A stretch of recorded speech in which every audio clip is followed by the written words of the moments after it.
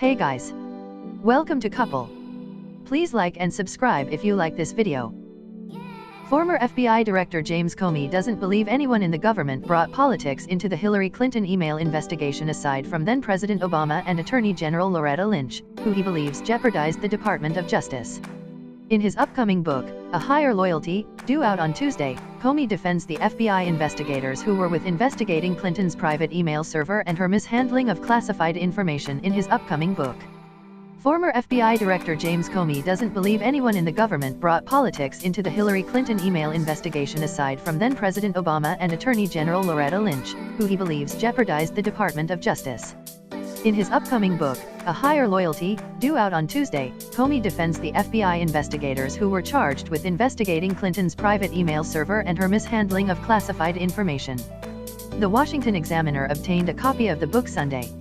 I never heard anyone on our team not one take a position that seemed driven by their personal political motivations. And more than that, I never heard an argument or observation I thought came from a political bias. Never, Comey writes in his book. Instead, we debated, argued, listened, reflected, agonized, played devil's advocate, and even found opportunities to laugh as we hashed out major decisions. Instead, the people who complicated the investigation the most with their political statements were Obama and Lynch. Comey said Obama's public statements about the investigation jeopardized the investigation's credibility in multiple interviews and seemed to absolve Clinton of any crime before FBI investigators completed their work. Contributing to this problem, regrettably, was President Obama. He had jeopardized the Department of Justice's credibility in the investigation by saying in a 60 Minutes interview on October 11, 2015, that Clinton's email use was a mistake that had not endangered national security, Comey writes.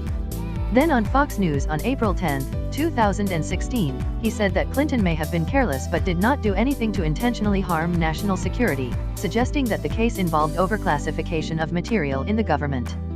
President Obama is a very smart man who understands the law very well.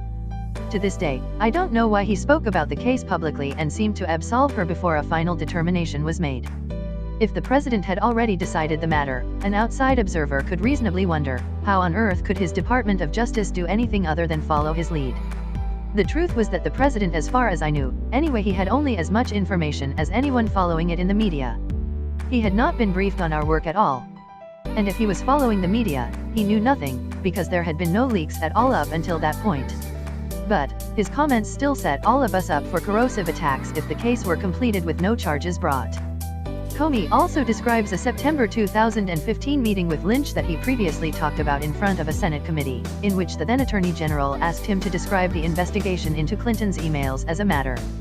It occurred to me in the moment that this issue of semantics was strikingly similar to the fight the Clinton campaign had waged against the New York Times in July. Ever since then, the Clinton team had been employing a variety of euphemisms to avoid using the word investigation, Comey writes. The Attorney General seemed to be directing me to align with the Clinton campaign strategy. Her "just do it" response to my question indicated that she had no legal or procedural justification for her request, at least not one grounded in our practices or traditions. Otherwise, I assume, she would have said so. Comey added many people in the FBI who were with him in the meeting saw her request as political as well. I know the FBI attendees at our meeting saw her request as overtly political when we talked about it afterward. So did at least one of Lynch's senior leaders. George Toscas, then the number 3 person in the department's National Security Division and someone I liked, smiled at the FBI team as we filed out, saying sarcastically, "Well, you are the Federal Bureau of Matters," Comey recalled. However, Comey said he never got the sense that Lynch interfered in the investigation. I, for one, didn't see any instance when Attorney General Lynch interfered with the conduct of the investigation, he said. Though I had been concerned about her direction to me at that point, I saw no indication afterward that she had any contact with the investigators or prosecutors on the case.